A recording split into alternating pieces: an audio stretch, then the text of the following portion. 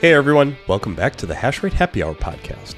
This show is brought to you by Giga Energy, a leading electrical manufacturer focused on Bitcoin mining. The team over there will get you all taken care of for all of your electrical infrastructure needs. This week on the show, I had the pleasure of sitting down with Lisa Hough, the VP of Strategic Relations at Custodia Bank. We have a very wide-ranging discussion on how Bitcoin miners should really be looking at having an energy trading desk in-house, and some great examples of conversations that Lisa is having with energy executives about Bitcoin mining. Lisa is an extremely well-connected individual and gets to rub elbows with a lot of very influential energy executives who are all taking Bitcoin mining very seriously. This show is brought to you by Foreman, the leading miner management software where you can also manage and automate your curtailment strategy all from one clean dashboard. Whether you have 3 miners or 30,000 miners and a robust, complicated curtailment strategy in a regulated power market, you can manage all of that leveraging Foreman. Guys, I honestly don't think I'm doing this software justice just by talking about it. You really need to go give this a try for yourselves just to understand how easy it is to start and quickly find multiple miners all at once, configure them all at once, and then set up your automated prompts for ramp up and ramp down for the particular curtailment strategy that you have. Seriously, if I can do this, which I have, and I still use to this day, then all of you certainly can do this too. Go check them out and get started managing your miners like a pro today at foreman.mn. That's Foreman.mn, foreman.mn.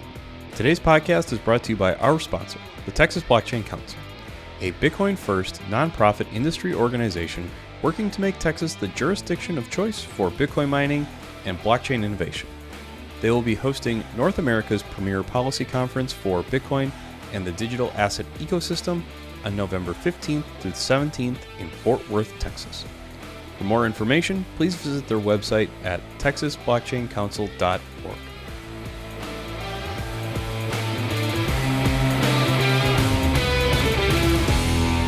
Hey everybody, welcome back to the show. Like I said in the introduction, I'm here with Lisa Hough, the VP of Strategic Relations at Custodia Bank. Lisa, welcome to the show. Thank you, Ben. Appreciate you inviting me on. Look, I've been looking forward to it. I'm very excited to have you on, and we actually, it was a lot of fun. Just last week, we had the chance to meet in real life at Pacific Bitcoin, so that it's always fun to meet the community in person. So we got to spend a little bit of time out in California, and I have to ask, how was that event for you? Ben, it was great to meet you, IRL. The event was fantastic. I was just thinking, sort of playing back in my mind. I've had a few of the Swan folks reach out and say, was there anything we could have done better? And I was thinking of something smart alecky to come back, some response to give to them. But I think the response would be like, how do we bottle the energy of 600 Bitcoiners being in a room? Because I think I have Bitcoin event withdrawal now. It is an incredible time to get all of those Bitcoiners in one room. And curiously, I had so many conversations that had nothing to do with Bitcoin, right? I think that those events allow you to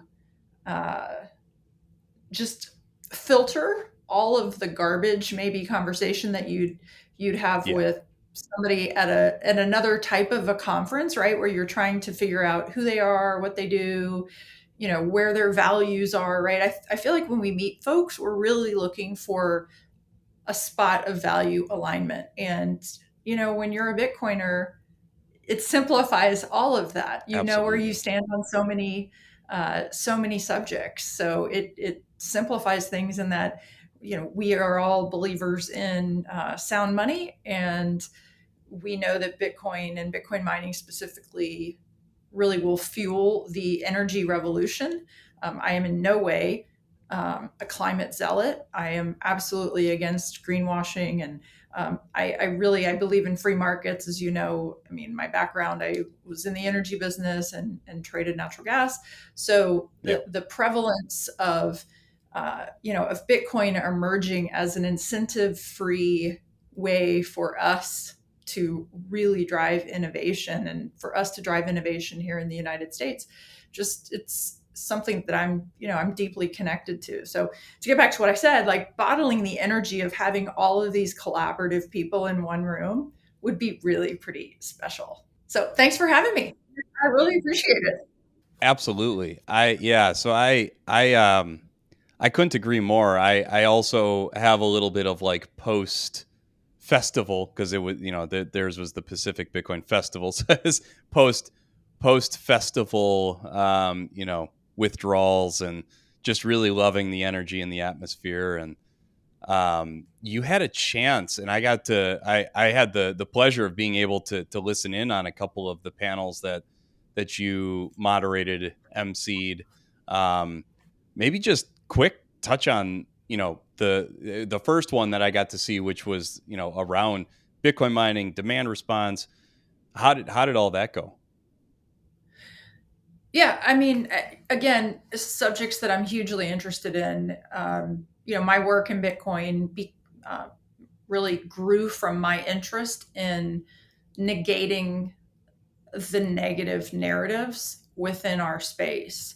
And there are so many narratives, that are broadly accepted as truth that pervade the media. To have an opportunity to speak about demand response or ancillary services and how beneficial they are to our grids.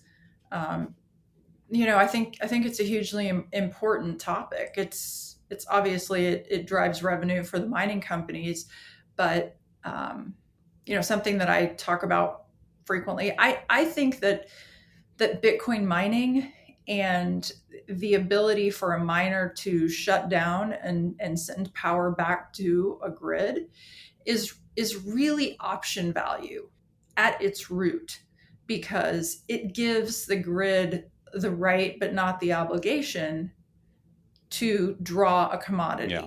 which is available energy, right? So that they can balance their load accordingly, because every degree day difference in temperature, is an equation of how much more load the system needs. So, I talking about these and really getting the language out there into a more mainstream group. I feel it's not only just hugely interesting, but it's important for us to just knock down the walls that are there, knock down people's beliefs that somehow the Bitcoin miners are just greedy, um, greedy people who don't care about the people around them. Because, while every company, public or private, absolutely should be acting in the interest of their shareholders, Bitcoin mining provides it's a safety net for grids. They can Yeah. so easily adjust their load to match available power on the grid, and their ability to do so, they should be compensated. But so what we talked a little bit about during the panel, I had Pierre Rochard from Riot and Taylor Monig from CleanSpark and Nate Harmon.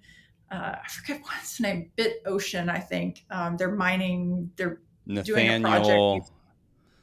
Yeah, Yeah. Harmon.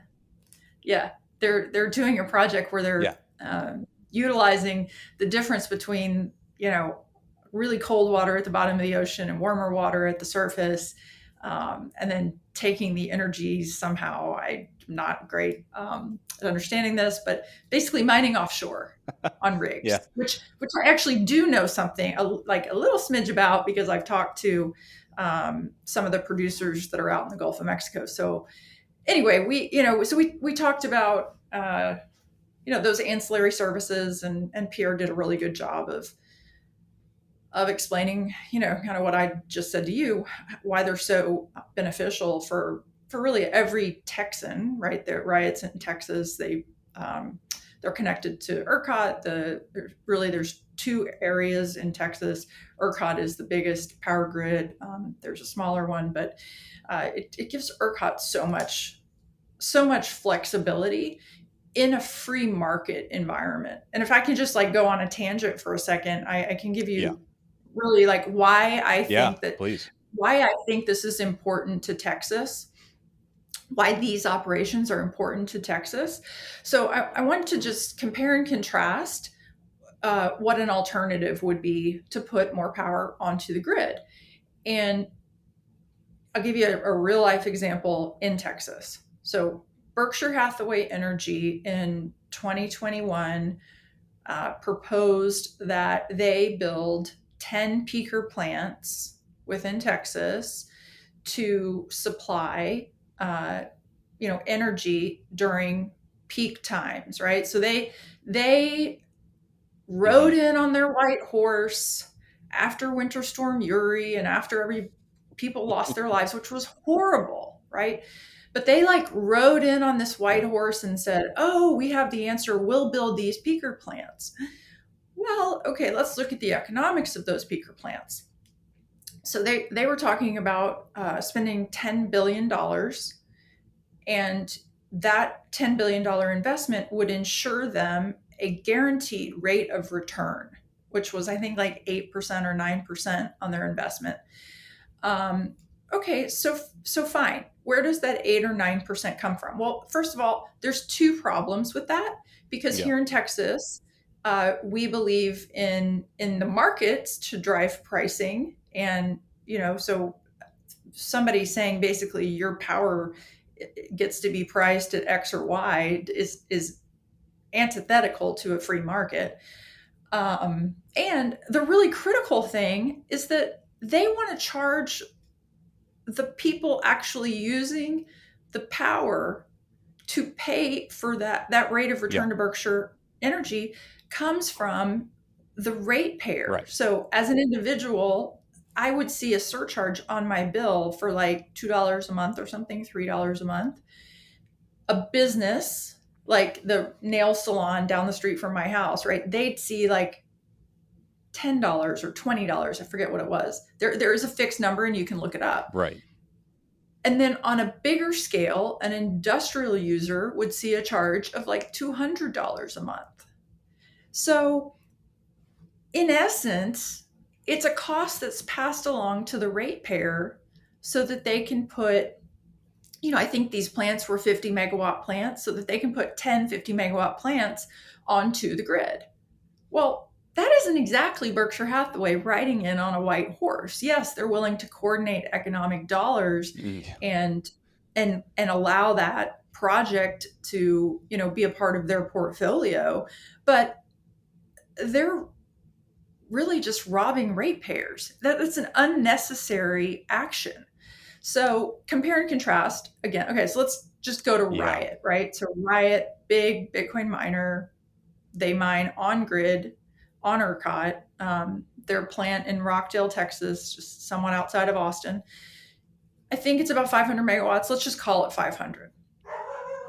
So Riot can turn off their miners when the grid demands more power, right? And they have signed a power purchase agreement with an electricity provider, a long-term, agreement, which says basically, we buy at this, but then if you need to call the power, here's the price that we will, you can call the power at X, right? And so that protects that electricity provider for 500 megawatts of load, so that they're not in the daily, the day ahead power market or the hourly power market, right? And that's when we see the spikes of power going to $4,000 a megawatt.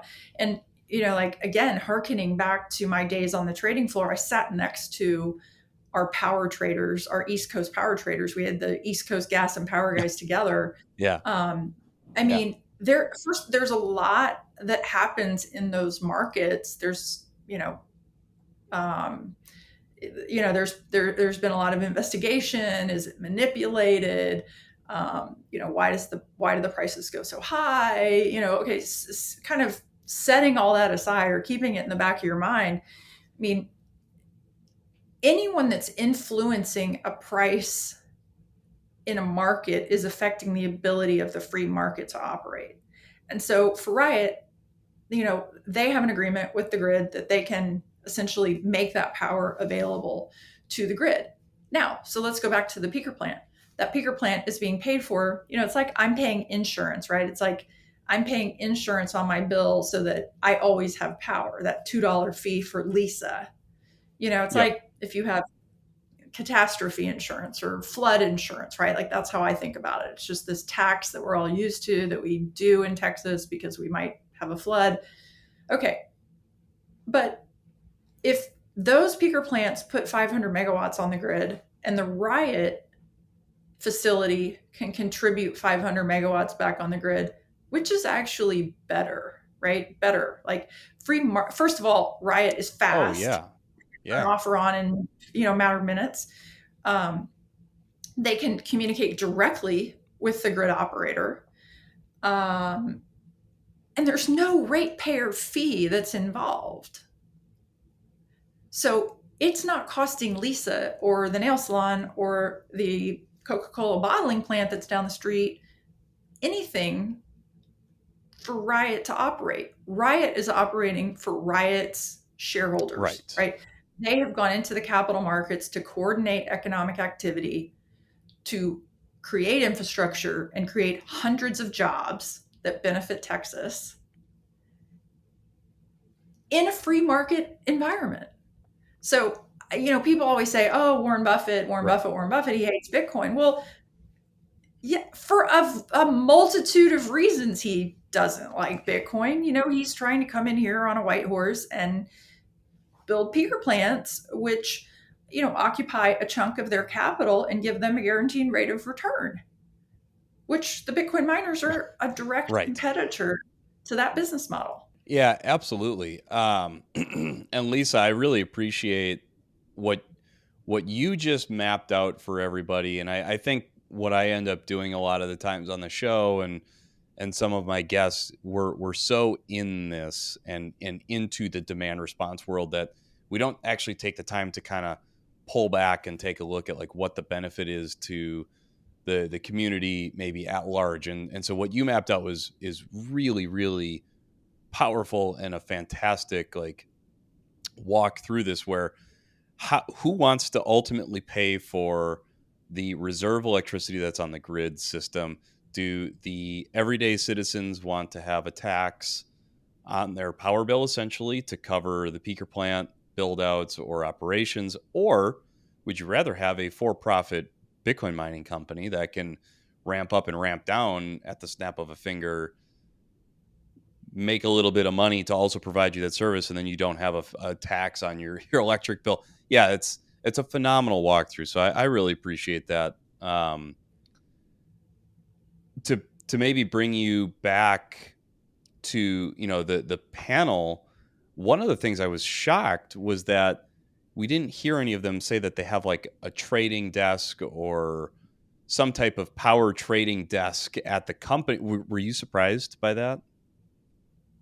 I mean, I know you're audio only, so your listeners can't see me, but I have like a smile on my face and raised eyebrows because I find it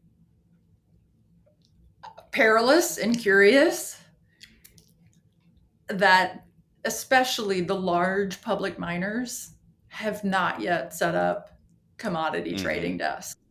And, I asked Pierre directly, how they were looking at things and what their risk management strategy was. And, and he mentioned that they're vertically integrated and they're buying, kind of supply chain pieces and companies so that they can manage their infrastructure, which is great and no small feat. But, it's really my thesis that the Bitcoin market broadly and the derivatives market, so the hash rate market, develops very similarly to the way physical gas is traded and is hedged. So, in the physical nat gas markets, you've got the inside FERC pricing, right? So it's a monthly index pricing. And then you have also the ability to use a daily index pricing, which is called the gas daily. And those are both location specific tools. So, maybe some folks listening don't really understand that the US is this spider web of oil and gas pipelines. And, the moving of physical commodities across those pipelines to meet demand is a precision science. So, you've got operators who have production maybe somewhere in the Gulf Coast, but if prices skyrocket on the East Coast, they're going to look at all available transportation, right? You book pipelines a little bit like you book airline seats. So they're going to book pipeline space and send their gas to the highest price market. I mean, or they should be. I mean, so, and when I was trading, I mean, that's what I did. I traded the East Coast. We had 3 TCF of salt dome storage in the Gulf Coast. We had pipeline capacity, and we had, I don't know, more than 4,500 megawatts company wide, but we had a lot of generation assets on the East Coast. So it was always this balancing act of, where's the highest price for my commodity? And so I'm going to come back to that in just a second, because it's really relevant to the production of Bitcoin, or the production of hash rate. So, to your original point, where are the commodity trading desks? There are a few places, and I don't want to give the names, but I mean, I've met with other mining companies, and one specifically that was sitting at a table listening to that panel, and he came up to me afterward. There are mining companies, there are publics who are hiring commodity traders, power traders, and building out those teams. As who am I, right? I'm nobody, but in my opinion, you've got to be, because and as this CEO that came up to me at the end of the panel, I mean, he said, Lisa, I'm with you. If they don't do this at the halving, they're going to get rinsed. And it's like, yeah, they're going to get rinsed. They're going to get obliterated, because you have to, I mean, the granularity of risk management in the energy markets, it is a granular, robust market. And yet, in Bitcoin, we have this perception that the magic internet money, like you turn the computer on, the magic internet money comes, and then you might sell the magic internet money, right? Like, there's so much more to this. No, I mean, I'm hugely, we were talking before the show, and I said I'd give you some specific examples. I'm hugely interested in this because, I'm not 30. And when I was trading, the gas daily derivative market was coming to life, right? So the gas daily, just again, to like give people a flavor, it's a location specific derivative whereby you can buy or sell your specified volume at a specific location. So I want to buy, let's say that it's, I'm long gas and I've gone unhedged because I think the market's going higher. Let's say I've taken a directional position, right? So when I traded on a spec desk, and we were there to make money. We were not trading our own production. We were there to make money.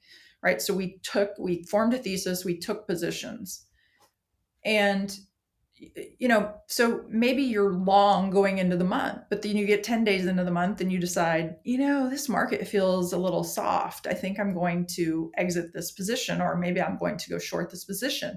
Well, how do I sell the remaining 20 days?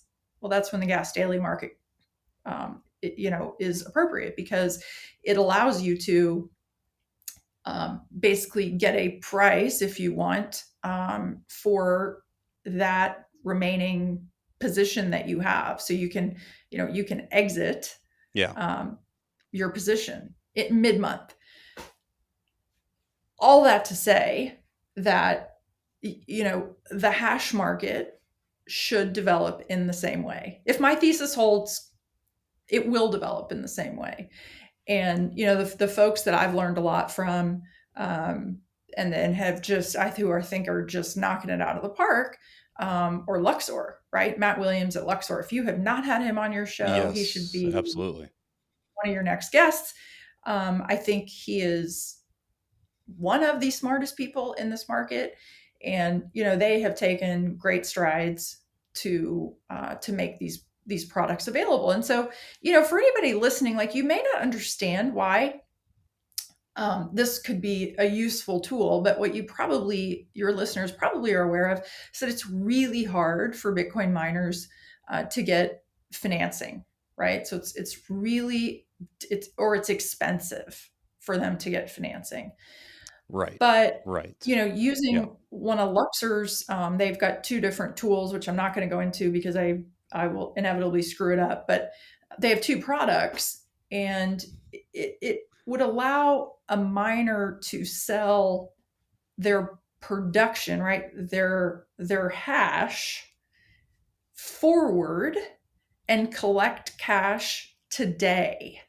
So, right. So they're mining, but they haven't mined. They don't have the Bitcoin. So they're going to sell their physical production of computational power forward and collect cash, which they can then reinvest into their operations, and use that as a management tool for risk. So, so I love talking to people like Matt, and then also, getting people. There are new people that are hugely interested in this. Really smart folks are coming into the space. I've gotten back in touch with the woman that I worked for at Enron. She was actually one of the lead financial traders. Okay. And she traded the gas daily market. And for about the last year, I've been unsuccessful in my attempts to orange pill her to bring her over to the Bitcoin world. But Sure. last night we had dinner. I hosted a dinner for about 20 folks in Houston. And among those folks were some really, old school financial traders and some Bitcoin miners and some bankers. But, so this woman that I'm trying to get to come work in Bitcoin, I'm going to manifest her working in Bitcoin by saying this. Her name is Jean Beach. Yes, absolutely. And I could see her wheels spinning as Dan Morrison, the Bitcoin miner, was explaining the hash market to her, right? Hash price, hash rate, the halvening. We need more tools in Bitcoin. We need tools that support free markets. And the development of these derivative products is a huge step forward. Absolutely. And so I really appreciate just kind of the walk through, why a trading desk strategy at a mining company would be so important, because I couldn't agree with you more. I think for many reasons. Yeah.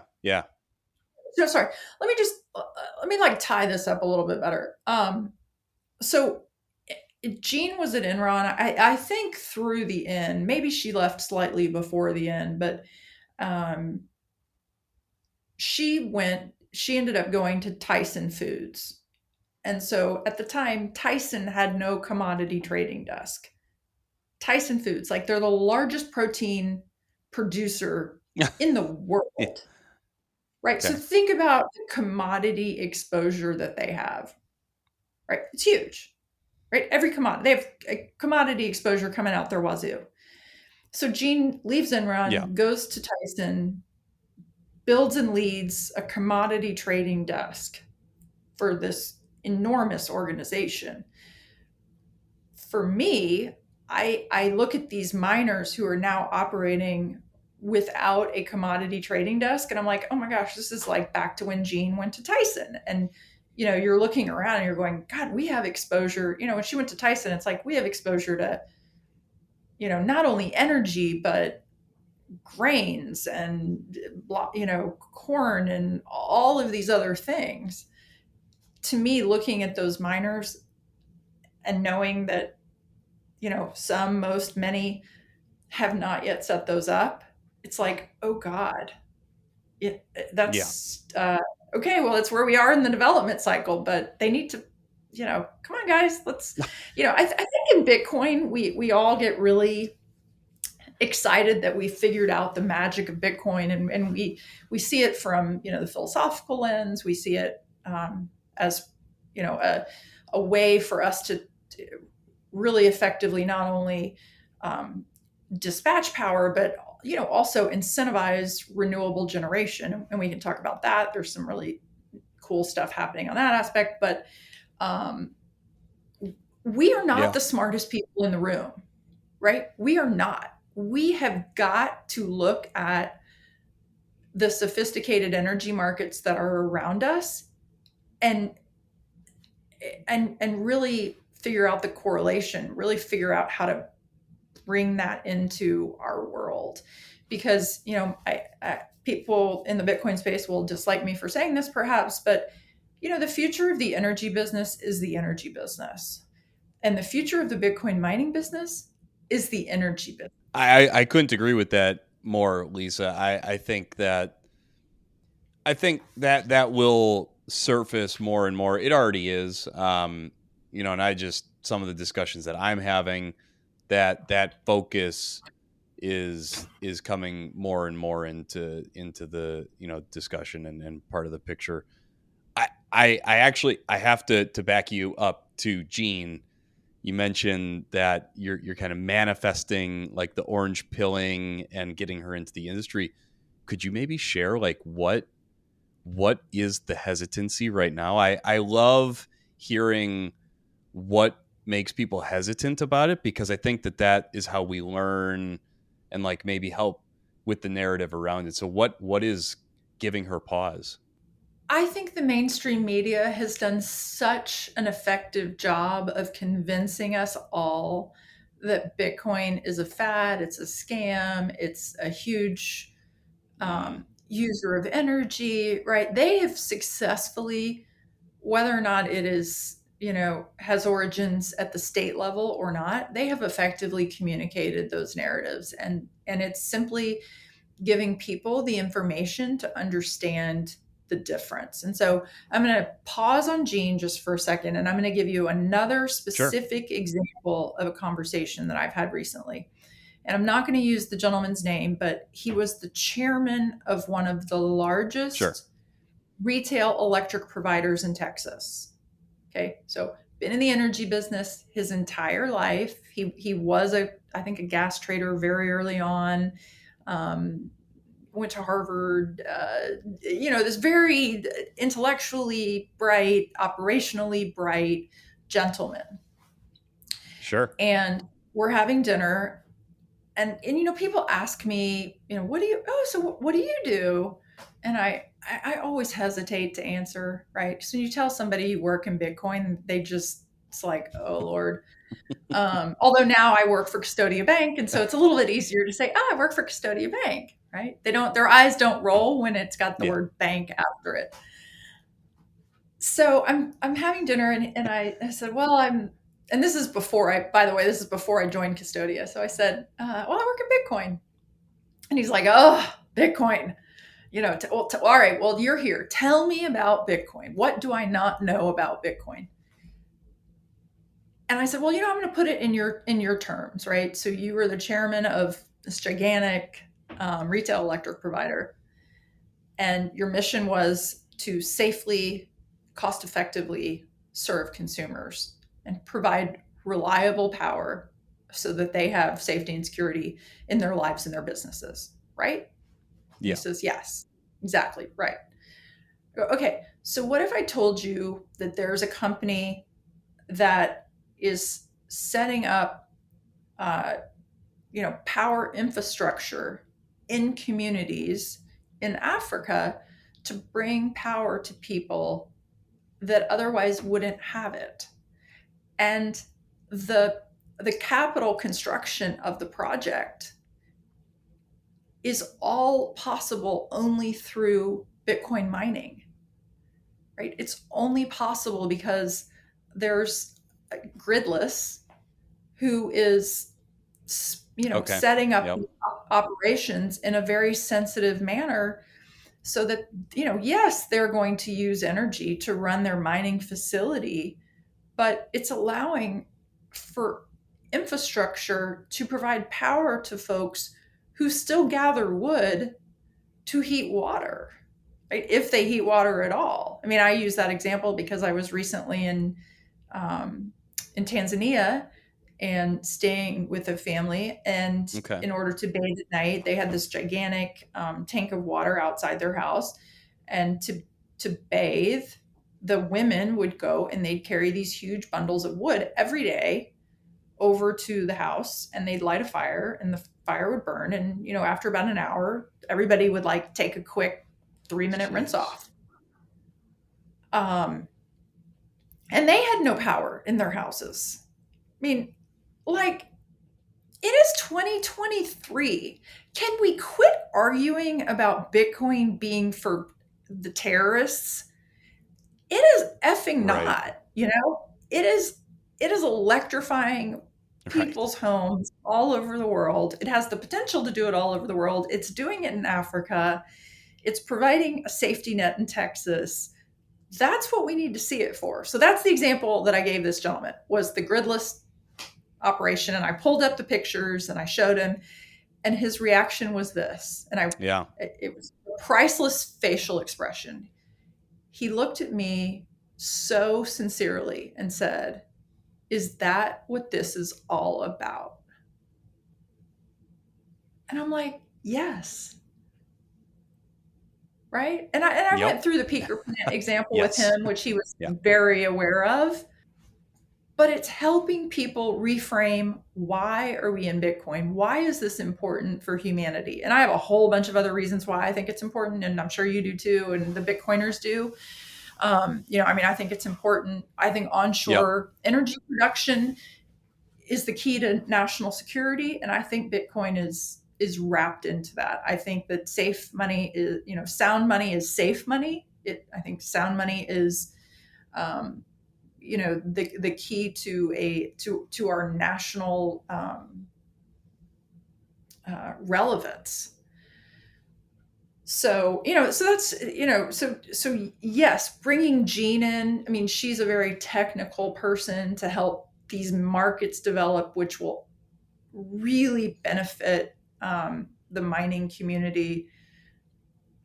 I'd love for the gentleman who was the chairman of the retail electric provider to somehow get involved, but I think he's now retiring from. He retired from that position. He's gone on to a big.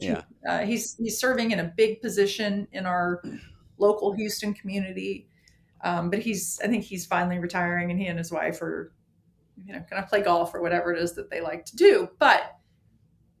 Yeah. Maybe not, right? Because there's so many folks in our industry who have retired. Bob Burnett at Barefoot Mining, he was the chief technology officer for Gateway Computer, literally was a Gateway when they launched the first personal computer in the 80s, who found Bitcoin mining and was like, he himself like reignited, right? Like, oh my God, like I see what this is going to do. I mean, and Bob is like so philosophically engrossed in the security of the network. I know. Folks in the energy space, if you don't know Bob Burnett, please look him up. He's got a really good podcast also. So, who knows? I mean, maybe Old man yells. Maybe my friend at the former chairman of the retail electricity provider joins our fight. We definitely need, I think not all the help we can get, but we need thoughtful leadership with people who are humble enough to realize that they don't know a lot about this space, but they bring their expertise in other ways to the Bitcoin community. Absolutely. And I really appreciate, again, that just really crystal clear example of, you know, the gentleman heading up the largest retail electric provider, or a rep. I think some people refer to them as reps. So that's, yeah. And I mean, hopefully they can find some passion around Bitcoin, because I think, kind of this next generation of Bitcoin mining, especially, is really all about being a tool to the grid, and being a tool and a good shepherd for more electricity, electrical abundance. Um, I would also, if anyone from Gridless is listening, would be so excited to get them on the podcast to talk about their mission and what they're doing. Um, so if anyone listening, or Lisa, maybe afterwards we can chat about that. I'd love to get those guys on the podcast. Yeah. Or Um, get Marshall. Have you had Marshall Long on your show? No, and my day job is at Giga Energy, and we're all shackled up with him at his headquarters in Houston. So I need to get Marshall on. That's need to get Marshall on Definitely. too. For sure you do.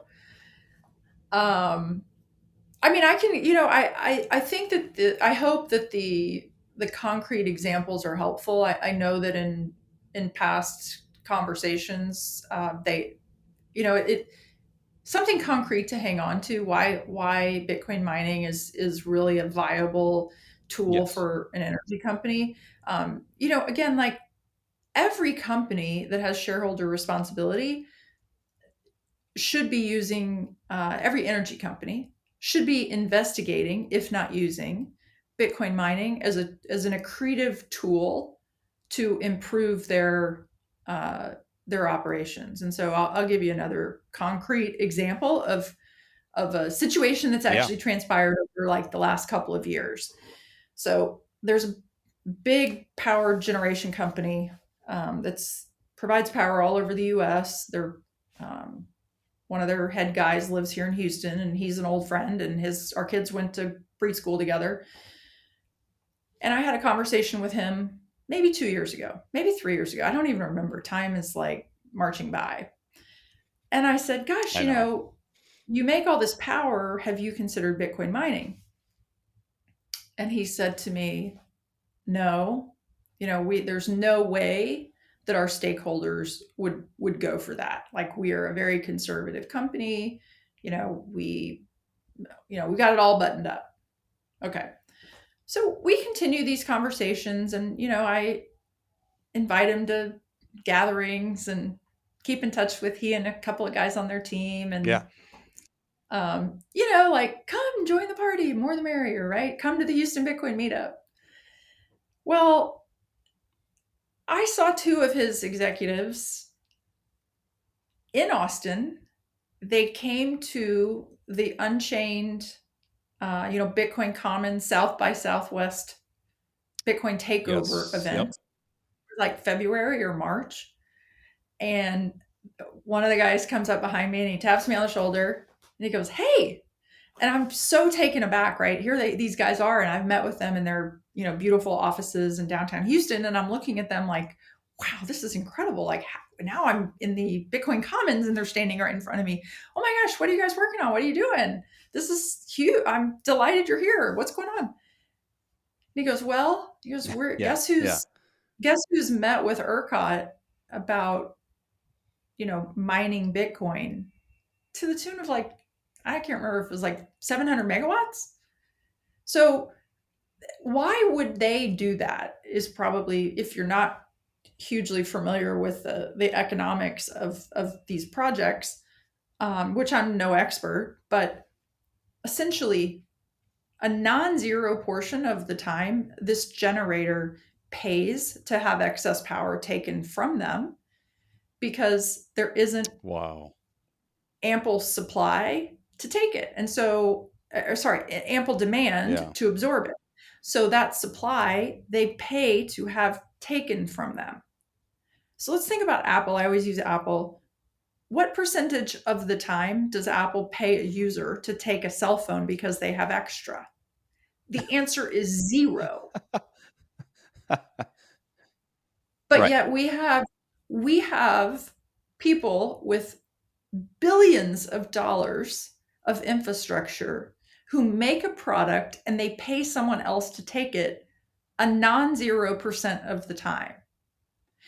And when what they make is power and they know about Bitcoin mining, if they don't do something about it, I would argue that that is an irresponsible act towards your stakeholders. And so, over the course of a couple of years, and believe me, I did no work other than like probably planting a seed or two of, hey, can I make introductions? How can I be helpful? Right. Because again, Yeah. I feel like I Yeah. work for all of us in Bitcoin. I feel like most people in Bitcoin work for Bitcoin. I think the energy guys are the guys that pick up the torch and carry this thing further. And I think that the energy companies will do it because it's accretive to their operations, right? They can now basically sell that Yep. power into a mining operation, whether they sell it to themselves, which is very common, right? A lot of the guys like Dan Morrison, who we mentioned earlier, he has gas supply. He has wells, and they go into the Waha gathering system. At times, Waha has been, over the last 12 months, Waha has been negatively priced. When it's more economic for Dan to mine Bitcoin, right, he sells the gas to himself in his Bitcoin mining operation, and they use that to fire up their machines. Yep. When Waha prices were $8, right, which they were. Oh, sorry. Yeah, sorry. I just talked to Dan with Amalgamated Sludge, Dan. Yep. And so it's I just talked to Dan, and he has a pretty awesome setup. He does. He does. And, so this operational flexibility for somebody in the energy business, whether or not you've got a field of gas wells or you've got a gas processing plant, right? Those guys get paid in molecules. Or, I don't know if I mentioned it to you before the show or during the show, I can't remember, but I mean, you've got huge producers, you've got huge production operations in the Gulf of Mexico, for example. And I've talked to a couple of these teams where, they flare gas on their rigs because there's infrastructure to take oil back to shore, right? They're out there, they're drilling holes in the middle of the ocean. The oil is coming, going into infrastructure, right? It's going into a pipeline. There is transport available, but there's not adequate infrastructure for gas takeaway. So they use the gas to run their operations, right? They're cooking, their electricity, et cetera, et cetera. And again, like hearkening back to how smart and how technically affluent they are with infrastructure. Like, there's no reason for somebody who is smart enough and technically coordinated enough to get oil from beneath the ocean floor to then bring it to the shore and light it on fire. I mean, I equate that to this obsession people have with baking soda. It's like the idea that you go to the grocery store and you buy a box of baking soda and you bring it home and you dump it down your drain to clean your drain. Like, think about that. You've just paid they're not very expensive. It's $1, right? Or something.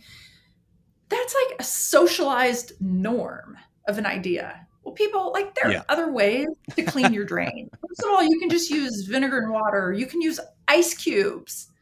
You don't need to use baking soda, but we've gotten it in our mind that that is the best use of that product. Whoever came up with that in the baking soda world, you are a freaking genius because, as you know, like most of the time, the other use for baking soda is in cooking. It helps activate ingredients, and but you use it like a teaspoon at a time. You're not going to go through a lot of baking soda. So somebody in the baking soda marketing department came up with this. Oh, let's tell everybody to throw it down their drain. Well, it's not dissimilar to, we have excess energy, so let's just light it on fire. mean, like, stop the nonsense of this wasted energy. I mean, we in the US waste so much food, which I won't go down that rabbit hole, but we waste way too much energy. And then everybody is in the climate theatrics that the world is going to end because, Lisa drives an SUV that runs on gas. Like, wake up. We need effective ways to consume energy. And, Ben, I know you agree with me. Like, using energy to mine Bitcoin, to me, is the most pristine use of energy ever. And I would go out on a ledge and say my overarching thesis Totally agree. around energy is that all energy companies will direct their energy first and foremost to the mining of Bitcoin. I don't know how long it takes for them to get to that place, but I would say it becomes the main driver of a use of energy instead of us being at the tail end, right? Um, I also think it leads the renewable. It will lead us to a renewable future that came from an unincentivized way. The IRA Act has made all of these sort of green seeking companies, hugely excited, and how can they capture that revenue?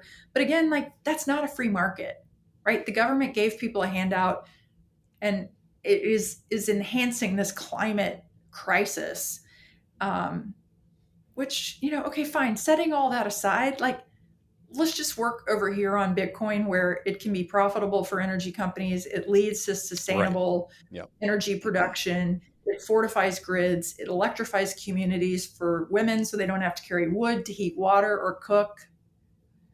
Let's focus on that. And let's just keep talking about those things. Yeah. And, like Gene and like all of these people that have these skill sets, I think the more we talk about it and the more inclusive we are in our communities, the better we all are. I mean, if we can talk people like Gene into joining this mission, we can get to these solutions faster. So anyway, I'm sorry for rambling. No. Please don't apologize. That was, and I couldn't agree with all of that anymore.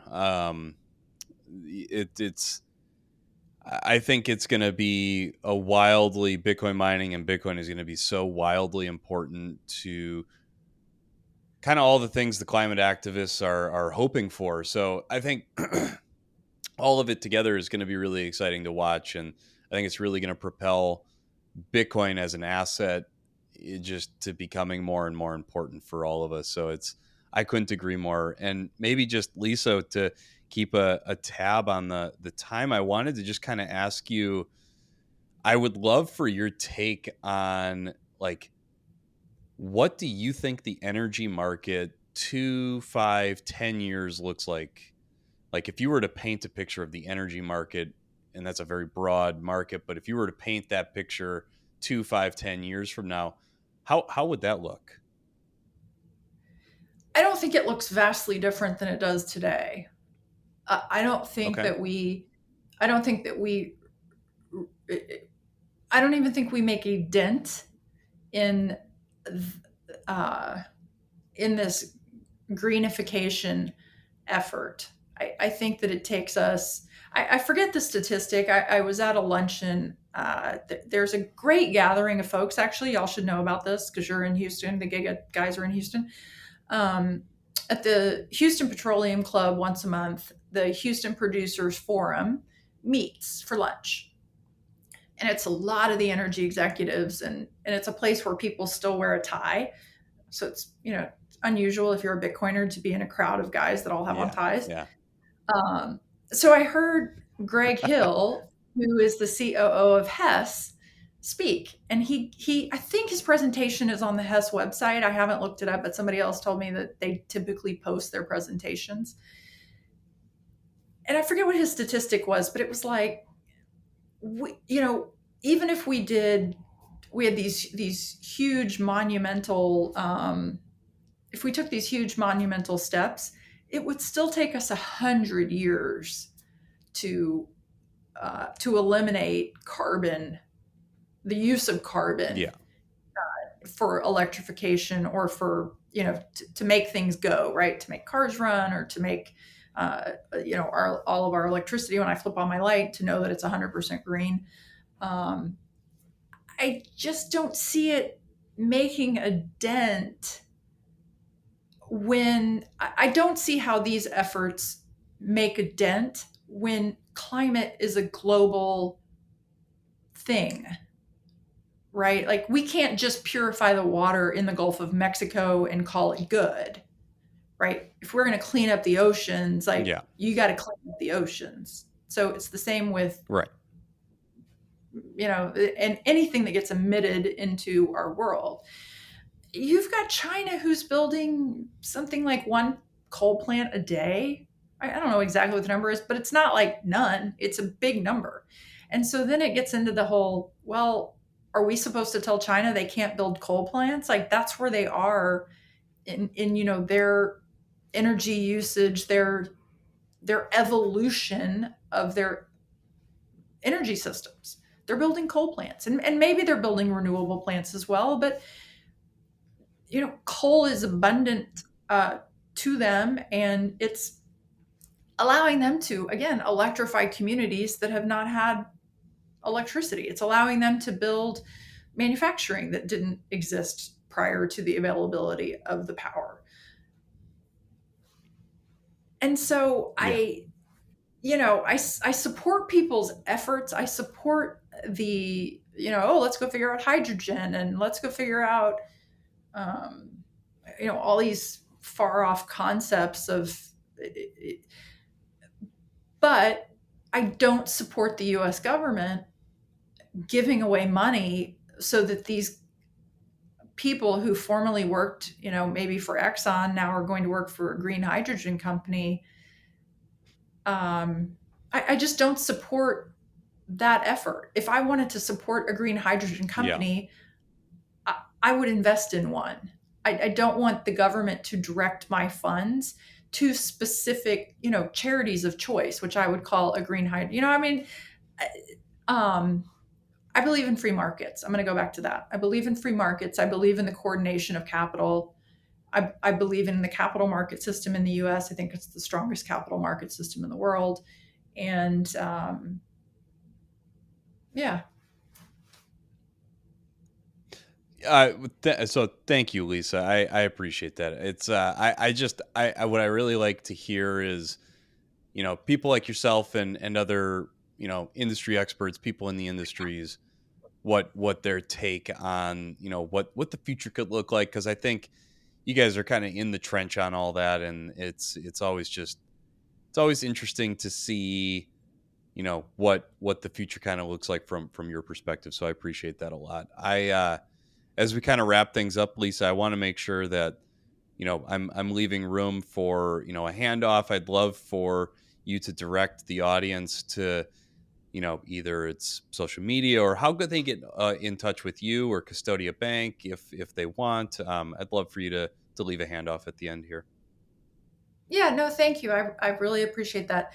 So please, you can reach out to me on social media. I'm very easy to find. I do reply.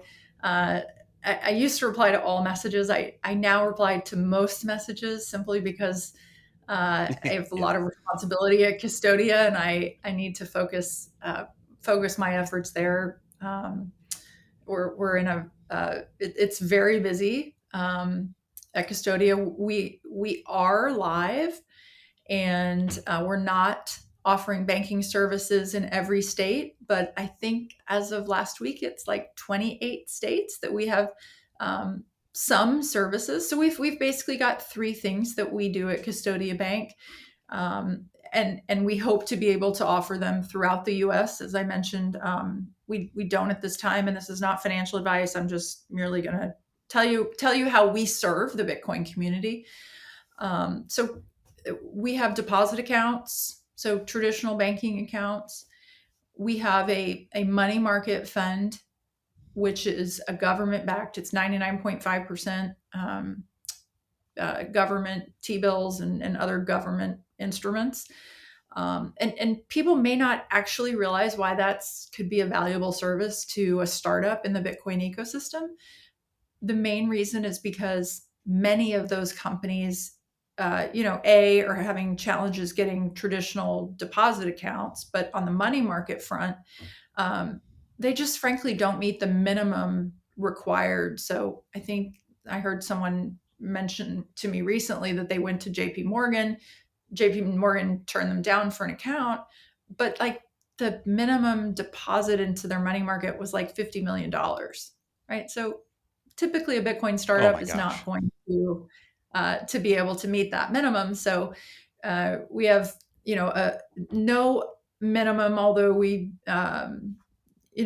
finding most folks are really people that are interested are very much managing their treasury effectively. So that money market is a yield offering, and it I think it's like it's north of 5%. It's a great offering. You have daily liquidity. I think of it like a savings account, kind of the deposit account is your checking. And I think I think of it, again, not financial advice, but I think of it like a savings account. So we're making that available to our customers. And that's a pain point for many in this space. And, just like I like to give real life examples. Back when SVB was transpiring, that was over a weekend. And I have some really strong relationships in the banking community. And I got a call from one of the venture funds in Bitcoin who had just funded a portfolio company. And that portfolio company had millions of dollars sitting in SVB. Okay, that's a problem, right? Like that was a problem. Yeah. That led to sleepless nights for, obviously many within that startup and the venture fund. And that was a tenuous time. And so, to have a product like the money market where you have daily liquidity and it's actually an off balance sheet for Custodia. So we've really tried to eliminate counterparty risk for our clients, right? So this product, we